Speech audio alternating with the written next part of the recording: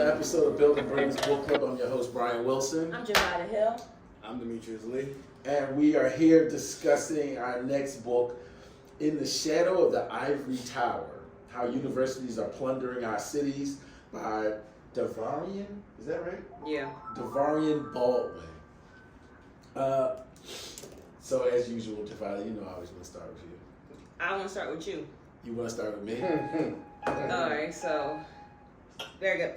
It's how he started in the pre-log was it's the grace of life, not the pace of life, and how we started this entire conversation is about the speed of things. I like the cultural dynamics. I looked up the word, what does shadow mean, because you always think that you exactly know what everything means. Is the dark side, is the obscure side of colleges. And sometimes I'm like, are we just focusing on Yale and Columbia? Because Temple is doing the same thing with the shifts in the community and gentrification. And then not to jump to compare and contrast, but how to stay sane in an insane world. You know that the world is insane. You know that there's like covenants and aspects of being in this world. You know that it's insane. You know that it's crazy. Like, I know that this book, no, I don't know anything, right? I think. I have an impression that this book was created to just criticize, not just criticize, to be a critical viewpoint of the impact that the Ivory Towers has on communities. And if we're just looking at the critical aspect of things, then like sometimes it riles up in me like. Yeah, I was a little riled up. I was a little freaked out. Then I'm like, am I letting this conversation manipulate my viewpoint? Because I already know that the world is insane. So it's interesting that you brought up the dark side. I just was reading last week about the dark side of charity. Like, I didn't realize that there was a dark side of charity. I think, like, what is that? Like, if I give you the most money, then I'm seen as a certain, it's like Mother Mary, so like the ethics of it becomes like a little unethical. Yes. Your motive might be unethical. Yeah. They were talking about, and this relates to the book, but they were talking about how some of the charitable organizations that were geared towards under the disguise of helping children were actually funneling pedophiles into these organizations. Yeah. And the charity was actually paying to ship the pedophiles. So they were actually being funded to get to these locations to do their pedophile acts. You know what I mean? Yeah. So when they started talking about, when you mentioned the dark side of college and university, I never thought about it and looked at it until this book. I mean, this book truly opened my eyes to the dark side of universities. I mean, you look at them like it's a great powerhouse and benefit to the community, but like the book focused on, you don't think about the people that get trampled on throughout the process. Those are the people that are in the community to start with, because most of the universities are in downtrodden neighborhoods. The thing that really took me the furthest was that the universities are nonprofit, but they amass so much money because of their nonprofit status and the wielding that they have over the local political engines from the different cities that they're in, that they're able to almost Robert Moses themselves in the situations to enormous statuses. They're able to amass properties at low or no cost, tax deferred. Preach and up. Then they're able to actually take the property and dole out to their friends and organizations who they want to have the businesses in exchange for profit. But that's why I'm not completely upset that Harvard is getting like a freeze on their $1.3 billion federal funding, because stuff be happening.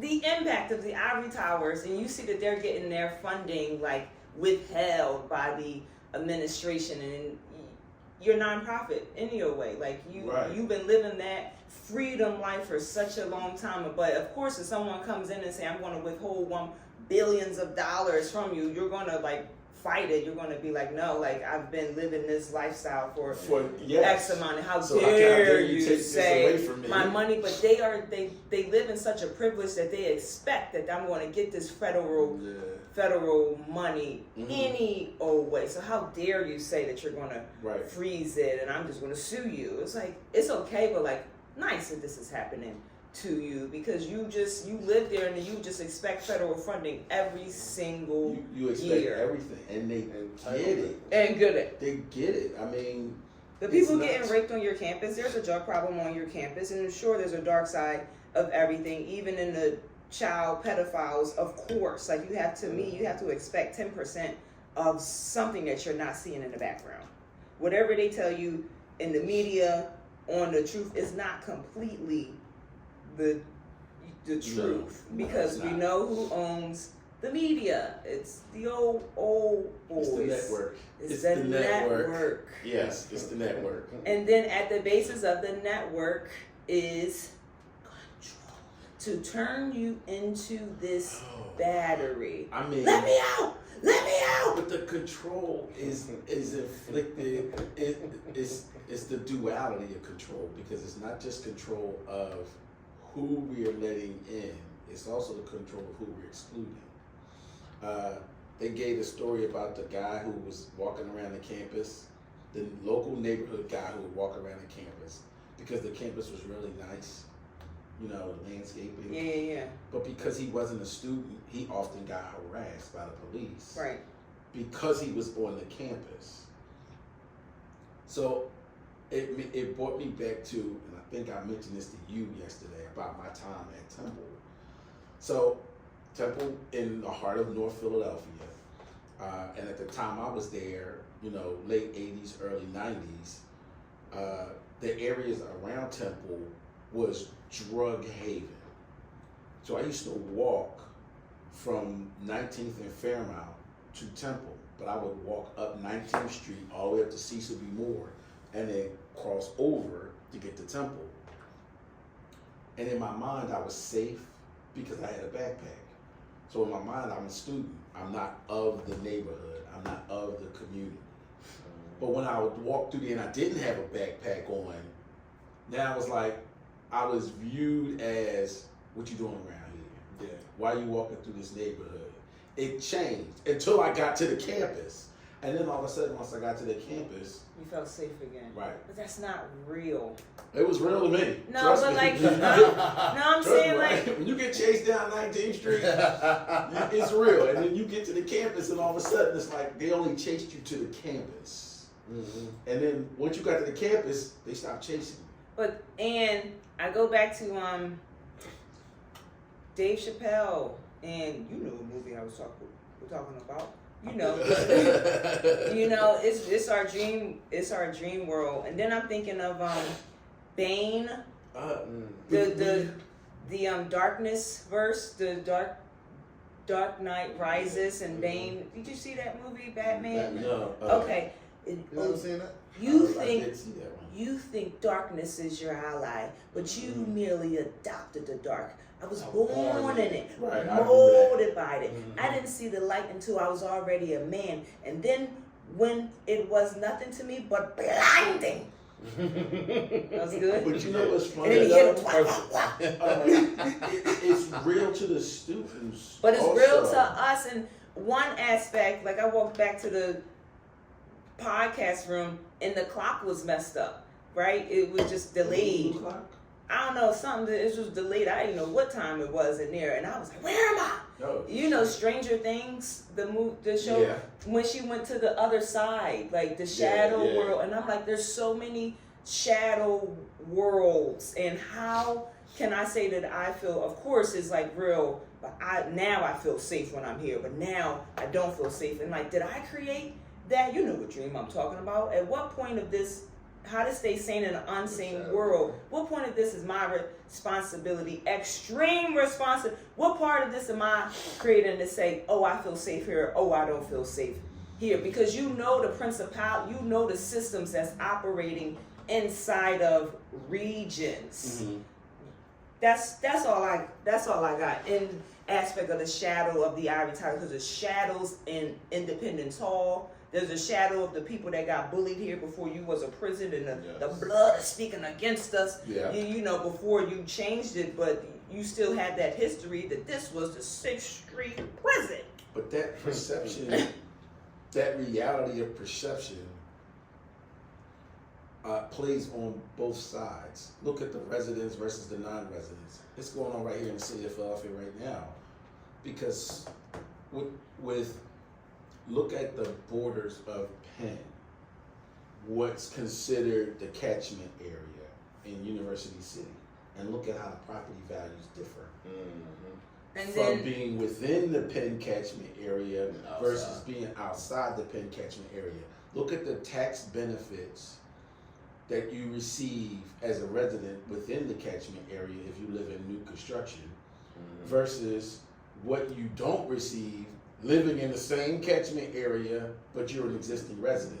And there's invisible agreements. They talked about little racial covenants and redlining, but those barriers are not like invisible, because we did see them in the color of law. They're definitely there, but the barriers are still kind of intrinsically, emotionally placed.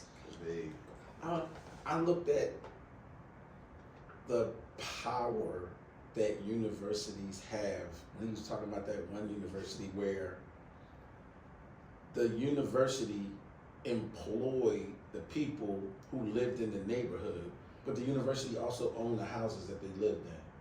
So your employer became your landlord.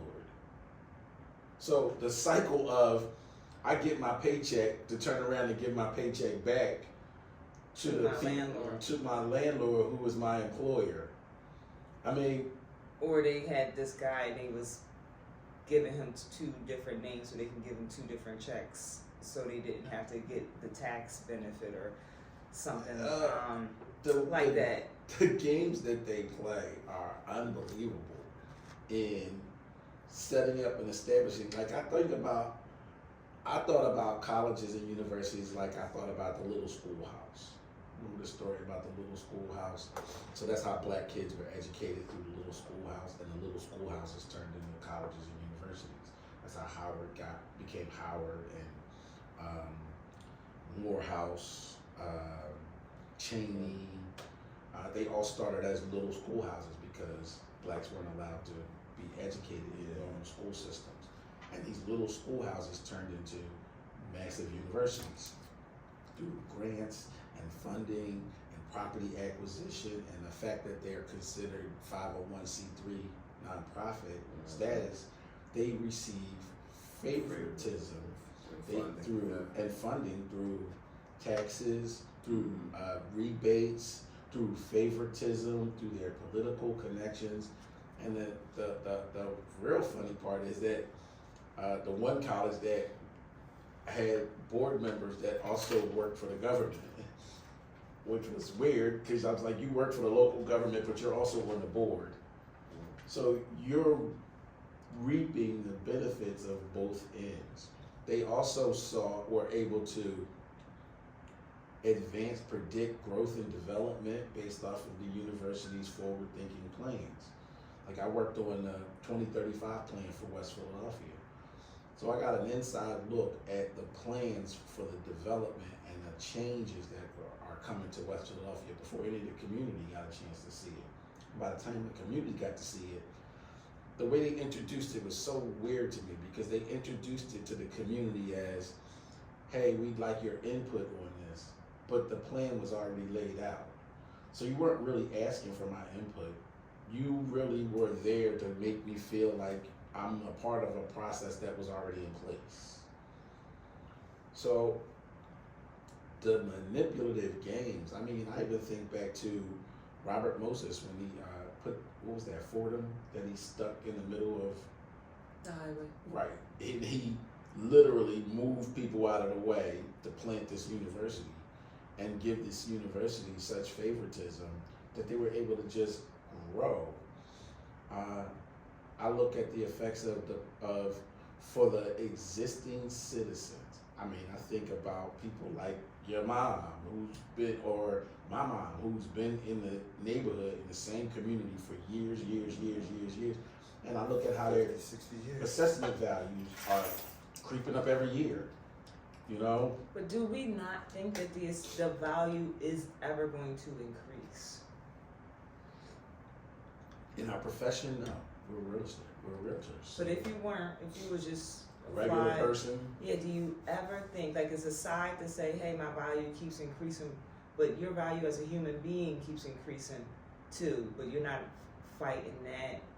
But, like, do you not think that it's not going to increase? Well, like, do you think that your HBO subscription is not going to increase? well, let's go back and think about I would say, no, that isn't. It's going to increase. I mean, no, the thought is not there. You know what I mean? Like, I rarely come across people being in both of these professions, being in this profession as a realtor and being in the profession of a professional barber for 25 years. That's a topic of conversation that constantly, you know, it's cyclical. You know, especially when you're talking to the youth or when you're talking to the older generation. And like, I think at the basis of the conversation is not that just because your property value increases, you're afraid that something external is going to happen. Like, I'm not going to be able to afford it, and then it becomes the money conversation. You're not necessarily mad because if you sell the house, well, the value increased. I'll get more money. Okay. But then maybe, like, you're afraid that I can't completely afford it, and I'm just don't sweat the small things, because I can't, like, say if it's small or big. It's a conversation in the world. It's all relative, right? Yeah, and I think this whole place is insane. Yeah, I'm with you on that. I think about the conversations that my parents had about the American dream. Like picket fence, living in a house for 30 years, and you own it and you transfer it on to you. That conversation doesn't exist anymore. It doesn't. You know what I mean? It's not a conversation that we're really having now, because now your average homeowner lives in the house for 7 to 10 years, and they're out. They were just there for the value appreciation. So how do you view community now as a result of this cyclical change and increase in value in pursuit of now higher value? What does community look like now? Community is wherever I am. Like, if I'm there for 7 years and I'm the community, I don't think that it has a time frame on it. Like, I'll feel a part of the community after I lived here for 10 years. I think feeling like you're a part of something is a decision, and you adopt that decision and you stand firm, and then you act upon whatever I decided to do today. I don't think that we're supposed to act like we're separate from anything, because then if you're separate, then it becomes me versus you, which is a classic But that's the situation, though. It's the university versus the community. I mean, the universities fight for existence, value establishing. It's a machine. It's designed to suck people in. I think we are it. We're not this. We are that. The shadow of Ivory Tower. We're not We're like the shadows. Yeah, we are. Right. We're operating the shadows. Right. Come on, man. I raised in it. What's so funny about it is, like, all the new buildings that Penn's building, right? How many have you ever been in? None.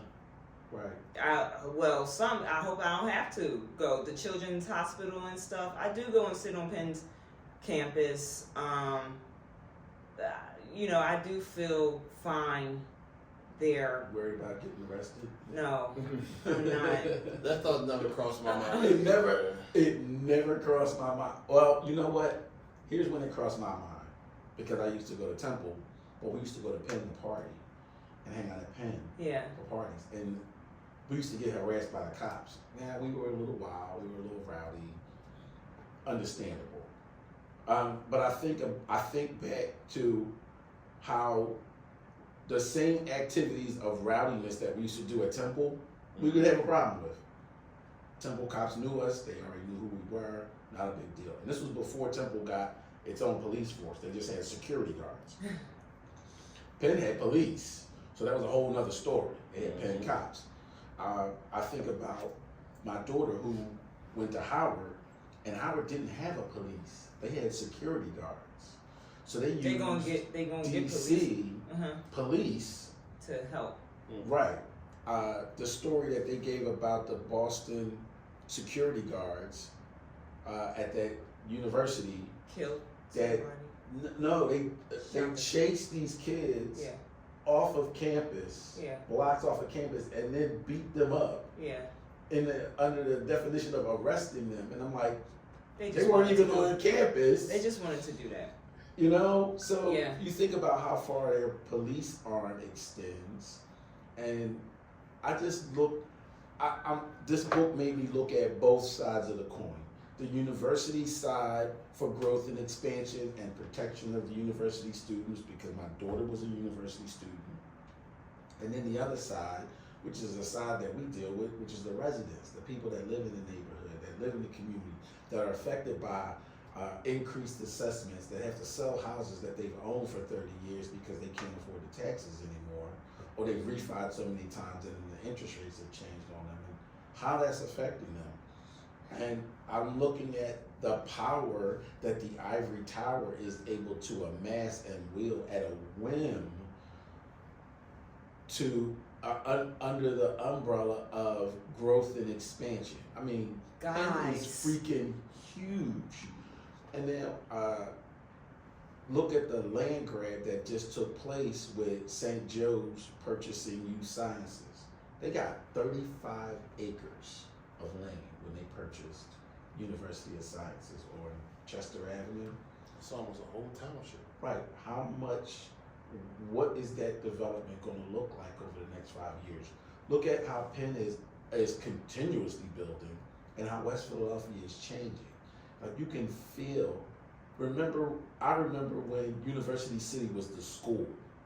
But you don't have control. We don't have control over who buys what and where. And I think that has impacted you. We want to keep things the same. We want y'all to live over here and us to live over here. And then, it still becomes that me versus you, but we don't have control over who expands or what happens here at all. So what does balance look like? I was going to bring that into fold. Like really, what does balance look like because I think it's an eternal. Universities are turning into mini cities within themselves. University City is a city within itself. A knowledge community. Book club is a knowledge community, and I didn't hear those words put together, and I really like that. But I like when they call it eds and meds. But I heard that before. I never heard that. I heard that before because that's who's the buyers are here. The medical U of Penn employees, and then the professors are kind of the buyers that you want to focus on. The balance between letting go and like having a sense of control, because the areas that you are in are going to shift. You do not have control over who's coming in. Now, thank goodness for the fighters and the people that lobby and go to City Hall and do that, because that's in their DNA. But you're the grassroots people. The grassroots you people. Need them. So I think it's an aspect of like letting go and then doing what you can. You cannot, come back as us just. I'm not saying we have power as a community or whatever, but like it's not like you're going to stop somebody from buying where you think that it's shifting. You're not going to okay, it's going to shift. 100 years, 100 new people. You're not even going to be here to have this conversation. The world is insane. Why are you getting so upset? So how do you, with all of those changes, how do you deal with things? I don't know if it's so much deal, because then that's self-control. I'm looking at the effects on the next generation coming up, your kids, my kid, how that how whatever we do now, because I mean, we can sit back and then be hands off and be like, it is what it is. They're gonna do what they're gonna do. I'm not gonna be here in a minute, so it doesn't really matter. But then I think about, okay, then how do I don't think you can stop a certain demographic from coming in, because that's the white flight. It's the same repetitive thing. You can't stop people and say, hey, you can't buy a house here. No, and I'm not. I don't know if I'm so much advocating for trying to stop progress, because that's really what it is. It's progressive. So I don't know if I'm so much trying to stop progressiveness.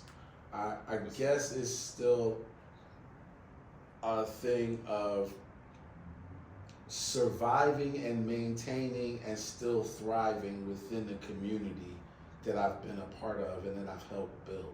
Because we as realtors, we help build the community.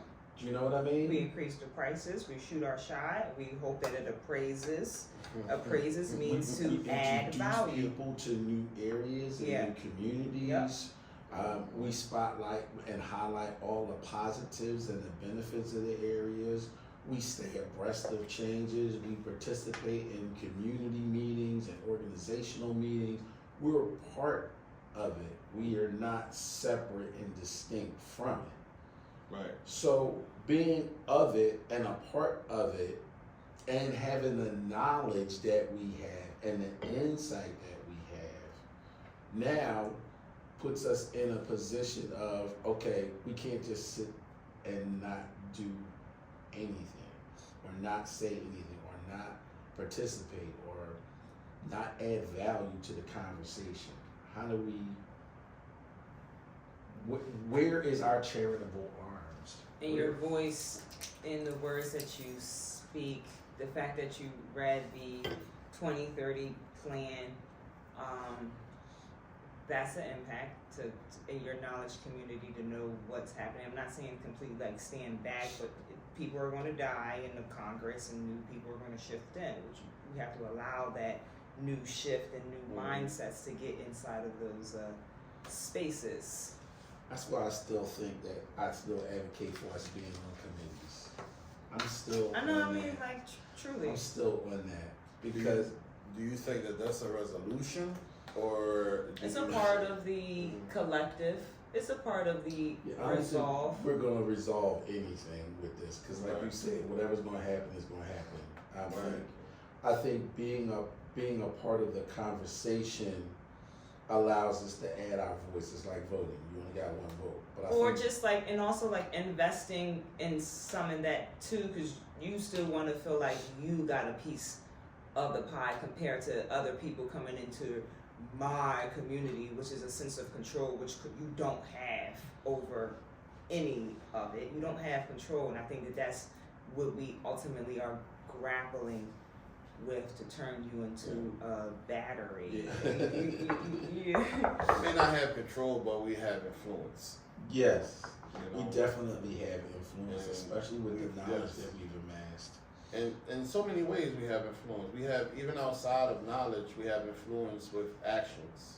You know, we influence neighborhoods, we influence communities from so many perspectives. Sometimes it's the knowledge and insight, other times it's the actions that are positive or negative that becomes, you know, what that community is known for, desired for, and how it even affects the value. Let a community that a person that is not so desirable, as we know, the value of the homes, it drops. And the value of the community itself is affected by that. You know, because now it only allows for a particular type of people, a class of people, to be a part of that community. And although there will be some people in there that are very different in many different ways, however, they're in a position where either economically they're unable to, you know, sustain being a part of any other community, you know, although they are different themselves. So this weekend I went to on the basis of feeling a part of the community and having a sense of belonging. I went to this restaurant, Carbon Copy, at 52nd and like Baltimore Ave. It's right near the police and fire station. Used to be a fire station, and the demographics, it was colorless. Yeah. And I walked in and I was like, what was I expecting? This is what I'm trying to see something, But and then the aspect is like, I also still felt welcome, and I also still felt like I belonged because of the economics. Yes. Like, not only can I afford to be here, but we all spending the same money, Indeed. But then the aspect of feeling like not separate, like I was not happy and grateful, but a part of me was like, should we go? I was like, oh, I'm here. You felt comfortable. Yeah, I felt comfortable, not so much in like my race and being different, but like it's fine. Beneath like that. Right. So here's my question. Here's a question for you. So how can real estate professionals advocate for more equitable development near university zones?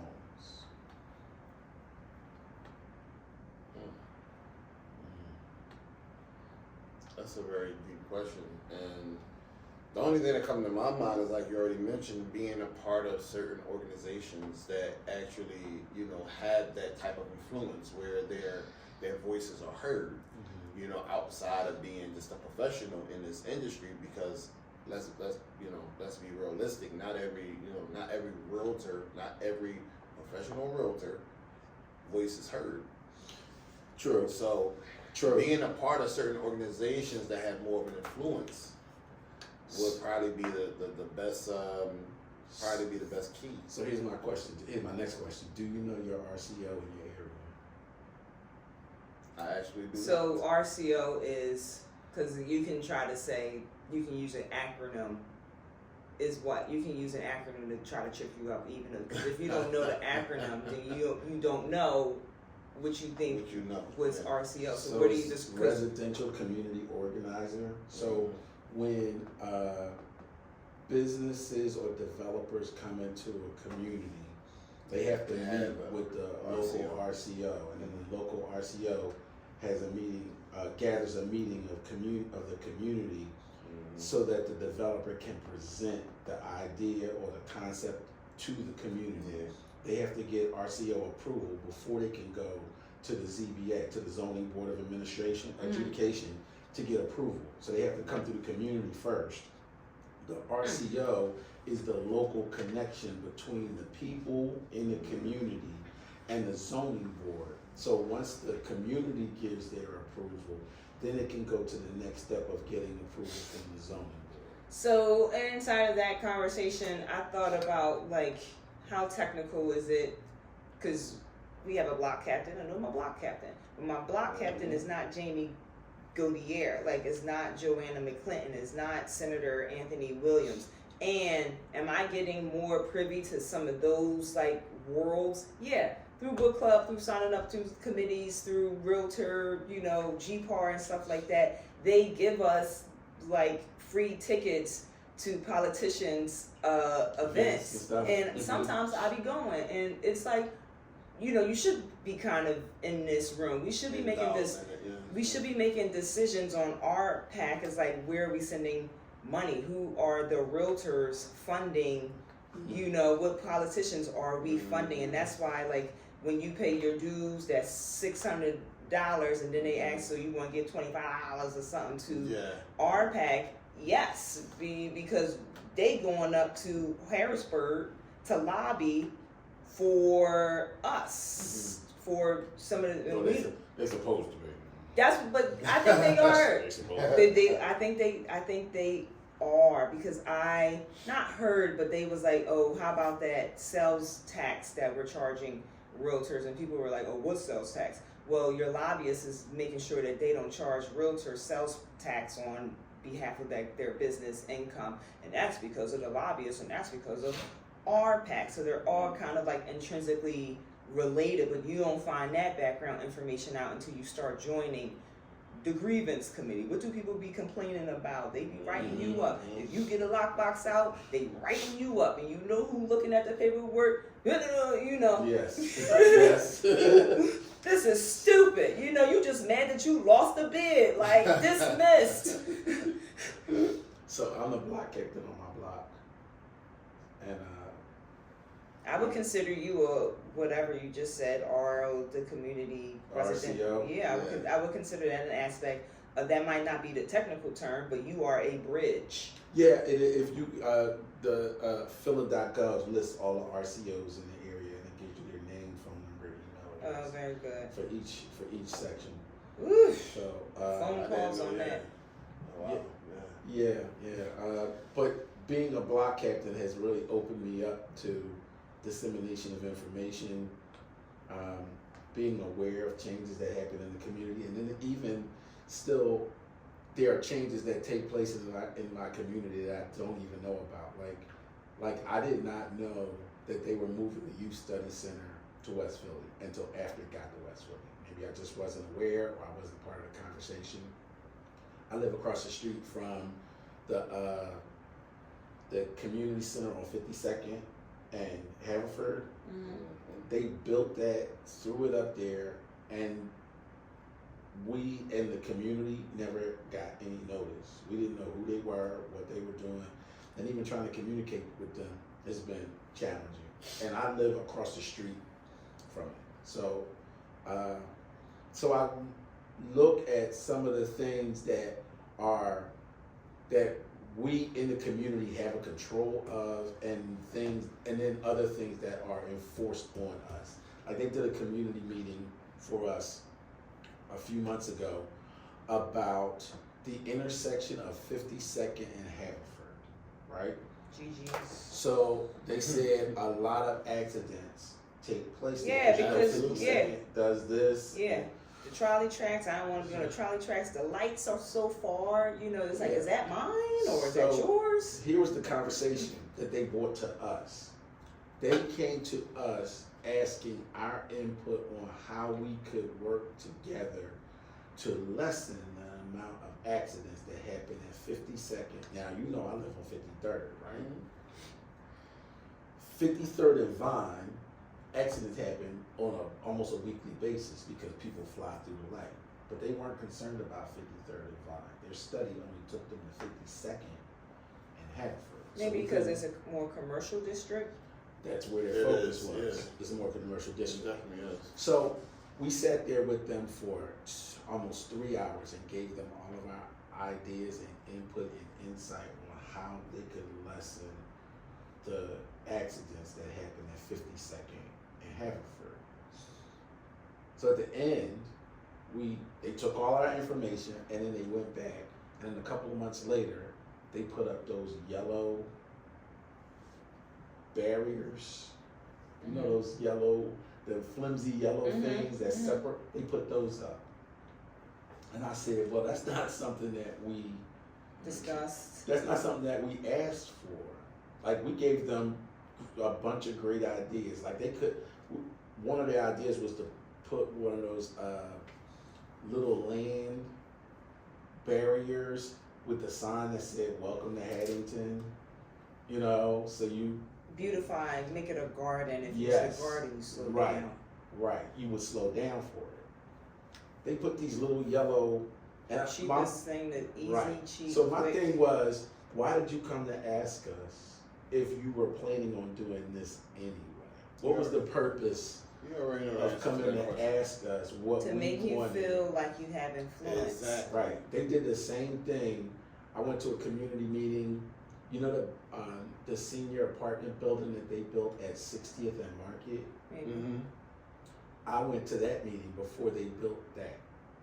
And 3 hours sitting around listening to the community complain about who moved my cheese, who's going to sweep the trash around this thing once it's built. And I'm going, you people don't really understand what's going on here. They're really getting ready to build this. They're just telling you that they're getting ready to build it.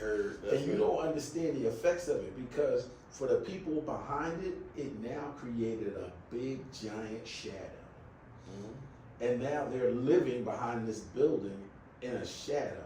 You know what happens? It becomes cold, it becomes dark. trash accumulates around the building, it's their problem now. Mm-hmm. So I just look at how these organizations present things to the community and how they make it sound like it's a benefit for the community and then turn around and do whatever they were going to do in the first place. I had that same conversation when I rented 21 commercial spaces on the 60th Street corridor, and they brought me in as the realtor to be the voice to calm the community. Now the community was already mad because the developer that they sold this one developer 60 properties between 60th and Market and 60th and Spruce. And the community was already mad because the developer got it. But then the developer turned around and hired contractors from New Jersey to help do the renovations. So the community, No Philly contractors. no West Philly and you know how many contractors is in West Philly. West Philly filled with contractors. So the whole meeting was about hiring for the community. Was about Keep the money hiring in the community. Right, keep the money in the community. I look at how they do these things and come in with this. All right, we're going to do this for you. But they have this hidden agenda in the back of their mind of what they're going to do anyway. Mm-hmm. So it takes me back to the dark side of charity. You know, hey, this is what I'm showing you, but here's what's really going on. It's sleight of hand. Do you know what I mean? Yeah. How do you bring that, the reality of what it is they're doing to light now? Especially for us, because now we know. We have knowledge. We understand real estate. We understand the changes in value affecting all of those little things that affect the community when something new gets built in the community. Although I haven't attended any of those events, right? I've always been around the elders of the community, and they're always the ones that basically, of course, not to say like they're always the ones that's complaining, but they are always the ones because they've been around for so long, seen so much, and endured so much, you know, good and bad, right? So they're always the one that brings forward the issues and problems. But the thing that I have yet to really, as I've continued, like I said, I've been around for a long time, some from my family, outside of my family, so on and so on. One of the things that as I think of in this very moment, they don't ask the right questions. It's always the No. question. Yes, they don't ask the right questions. They In really any don't. of those events, they don't ask the right questions. They just present so much frustration, so They much come issues. as a grievance. Yeah. And they think that this political arm is there to Hear them out hear their grievance. and to resolve. When in their matters. actuality, Yeah. they're there to present their own agenda, That's it. and that's it. Yep. So, like I said now, how do we, having this new knowledge and foresight, I think to help them ask the right questions and to establish the right connections, because a lot of times it's not about what you know, it's about who you know. And then bringing those two things together, someone who knows a little bit of something versus and connected with someone who can do a little something, bringing them two together, even if you don't know a whole lot yourself, being able to have that connection I think will result in some type of influence, or a stronger and deeper and longer lasting influence, versus just being, you know, just being one of the individuals from the community. to Right. to some extent, but like Javada said, they're gonna do what they're gonna do, what they're gonna do, No, what they're gonna do what they're gonna do. Yeah, absolutely, 100%. Until something, like I said, somebody of some type of power, some type of influence, because I have a family member who is connected to community leaders, and not only community leaders, but politicians. And when I tell you that her sister, she works for the mayor, right? Now, before she worked for the mayor, she was working right alongside of one of the congressmen, right? So, however, with her whole thing is when she picks up that phone, she's calling the right people, right? And getting down to the nitty gritty. instead of just complaining or yada yada yada. So it does definitely show me that depending on who you know and what you know, that right there needs to be the foundation of it all. Because I don't know. I'm going back to looking at it from a land perspective, because the land is the value. The land is the value. It is the value in every area, in every community. The land is everything. Being able to hold on to it No, they're not. is the challenge. They're not. Sorry. No, they're not. They're perfect. I would never. We in book club. We cannot say my eyes are me. Right. Yeah, you can't say that. What did I say? I'd rather be You said my eyes are killing me. Oh.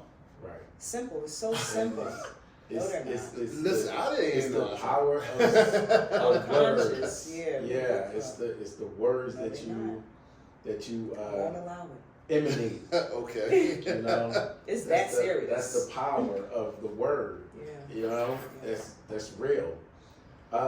I believe It was a metaphor, going back but- to I will leave off of metaphors, okay? I really view the value of land so much differently after this, because it really is about growth in square footage. And I watch University City, I watch Temple. I mean, we travel through these areas, and we watch how they are expanding exponentially within their areas. And then what does that expansion mean to the surrounding area? What does it mean to the residents in that surrounding area? We are the government. We are the nation. Enlarge my territory. That's what they're doing. That's what we are doing. Like sometimes you just ask me, or you go to Cheltenham and Jenkintown. But you know, the money take me down there. You know, but then aspects of us, like wherever you find deals and invest or whatever, like we are the government too. We're not separate from the congresswoman or something like that. Like we have power and influence here. We have power and influence in the land if we see ourselves as that official person too. So you know where we are. It's 8:47. We're compare and contrast, but I couldn't contrast this book because the only book that came to mind was The Color of Law. Contrast means with trash, like with opposition. Opposition. Did we read a book that? No. Because I mean, you would have to force it. The it would extreme be a stretch. hospitality, they're still infiltrating a land, whether it's Iraq, they're still fighting for peace inside of a land demographic with They ain't doing it nicely. Power versus force, we could do that. Did you see what they did in Boston? Where they literally took a street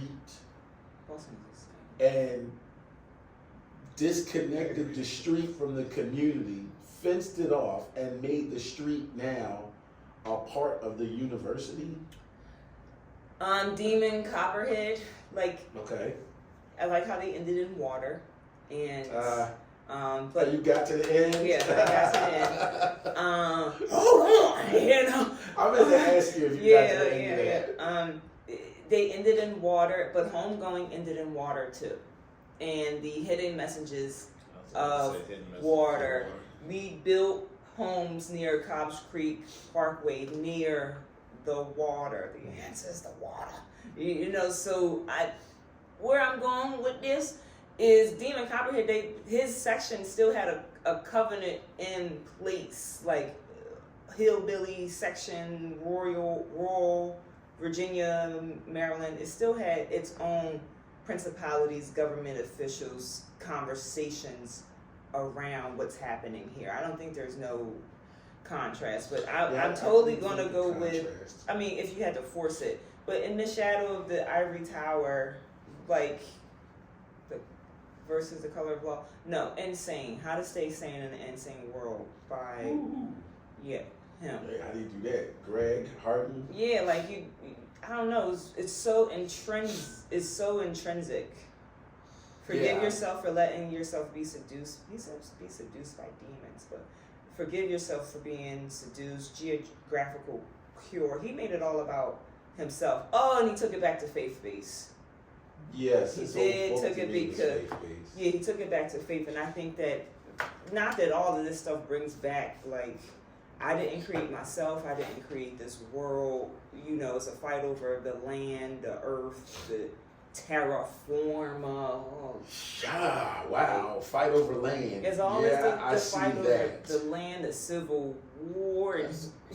I see that. End of time to the end of time. It's a continuous conversation. So us and our responsibility is to kind of bring peace to the land. This is my dream to bring, and then if there's bring peace, sanity to an insane but world. then I have to be insane because what about my thoughts and feelings are creating whatever is outside of me? If this is my dream and I'm in control, then I can see peace instead of chaos. I can see peace instead of personal infringement of what I think is, my battle line. So that's where I can see peace instead of competition or separation from something. I only compared it to The Color of Law, and in making the comparison to The Color of Law, I came up with the basic mindset of if you can't beat them, join them. So find out how to be more involved, not so much from the standpoint of opposition in the grassroots perspective, but being prevalent and being aware and being present for grassroots meetings, but also finding out how to be a part of the board for the committee, because I'm sure they have outside board members that participate in their understanding of their own growth and development. So how to be a part of that, how to be able to exert influence from the inside. That's where I came to. Because like you said, you're not going to stop it. But you can exert influence to keep them culturally aware of how their growth can not only benefit them, but also enhance the community at the same time, and keeping them grounded in the fact that they are part of a community, and at the end of the day, they still need human resources. They need the human factor To turn humans into for it to run. Because I saw the fields. They're not just. Yeah, those fields are real. I saw the fields. But they do need those. They do need that human aspect of people to still operate. I mean, look at how there's a good study. How many people in the city of Philadelphia does the universities employ? A good deal amount of people. Right. And many of them live in our community, so they're a part of it. A lot of them had to relocate or relocated here. Mm-hmm. I saw a post by another agent who works in University City and has sold many houses through the University of Penn program, their grant program. Mm-hmm. Penn has a grant program. And her post was about Penn's non-compliance in paying some taxes that she was talking about.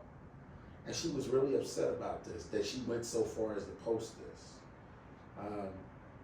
And I thought about, how do we balance ourselves within that? Because we're obviously profiting off of being able to help homeowners buy property that has gotten a grant. But if the universities pay taxes, it will stop putting the pressure on the smaller people. Right. They're not paying taxes. They're not paying their fair share at all. Did you see that report? I keep talking about this. The report that they published in the newspaper of the universities that were how much they owed on utility bills, like electric and gas bill, is outrageous. It's outrageous. They'll shut me. They'll send me a 10-day notice. Please. For $100. Right. You $100 over. Oh my Cha-ching. God. You're right. But they can't cut off Children's Hospital electric. They know that. None of that. And the Children's Hospital knows this. Yeah. So they can just be like, man.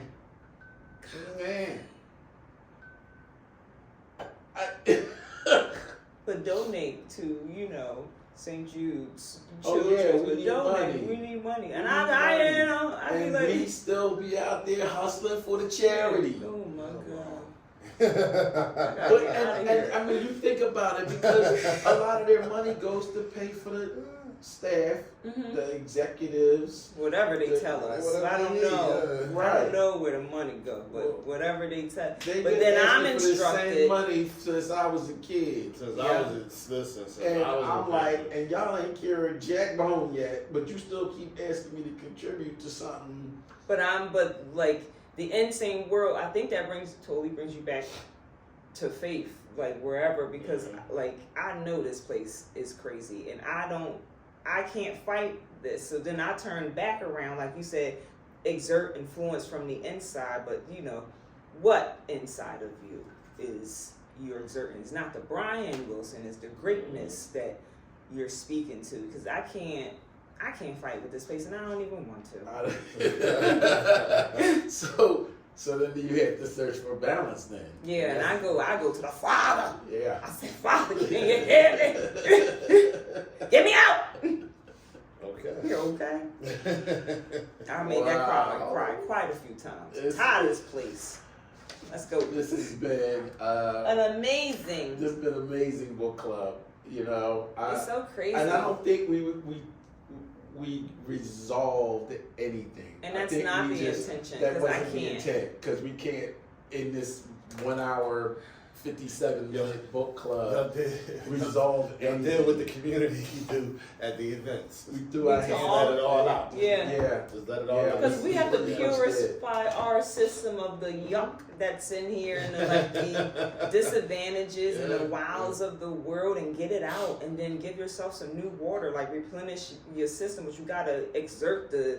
Yeah, Get it out you first, do. and then that's the Replenish. therapeutic. I need peace. It's very therapeutic. Yes, it is extremely. So, well, I got some good ammunition from this book.